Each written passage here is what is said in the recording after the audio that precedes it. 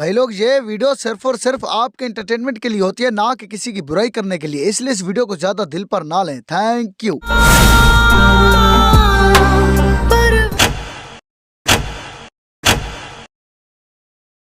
इस सीन में चनार सिंह जब अपने भाई के साथ यहाँ पर बैठा होता है, तब इसके येवल हाथ में एक घड़ी होती है। लेकिन जैसे चनार सिंह पमीर की लाश उठाने के लिए आता है, तो वो घड़ी इसके हाथों से गायब हो जाती है।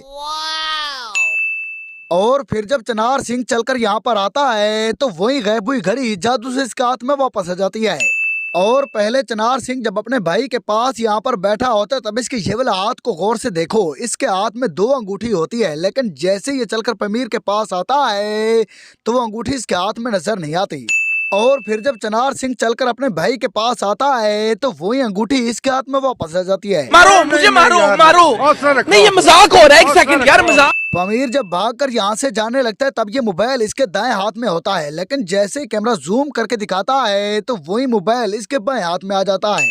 और फिर जब पमीर भागकर यहाँ पर आता है और कैमरा सामने से दिखाता है, तो वही मोबाइल दोबारा इसके दाएं हाथ में वापस जाता है।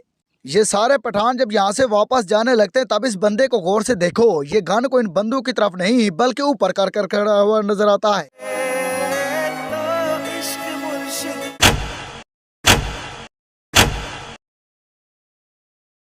इस सीन में फजल बख्श जब यहाँ पर खड़ा होता है, तब ये साफ नजर आ रहा है कि फजल बख्श के ये वाले हाथ में कोई भी बल्ला नजर नहीं आता। लेकिन जैसे ही कैमरा दूर से दिखाता है, तो इसके हाथ में ये बल्ला पता नहीं कहाँ से आ जाता है।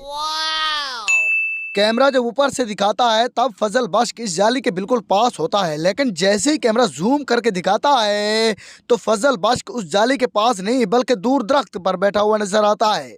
शिब्रा जब यहाँ पर बच्चों के साथ बैठी होती है, तब ये बड़ी वाली लड़की शिब्रा के बिल्कुल पास बैठी हुई नजर आती है, और ये छोटी वाली बच्ची साइड में बैठी होती है। लेकिन जैसे ही कैमरा ऊपर से दिखाता है, तो वही छोटी वाली बच्ची शिब्रा के बिल्कुल पास में बैठी हुई नजर आती है। और फिर जब कैमरा जूम करके दिखाता है, तो वही बड़ी वाली लड़की दोबारा शिब्रा के बिल्कुल पास बैठी हुई नजर आती है। फजल बख्श जब रात को सोने लगता है, तब ये छत के ऊपर सोता है। और फिर जब सुबह होती है, तो फजल बख्श छत के ऊपर नहीं, बल्कि रूम के अंदर सोया हुआ नजर आता है। Explains everything.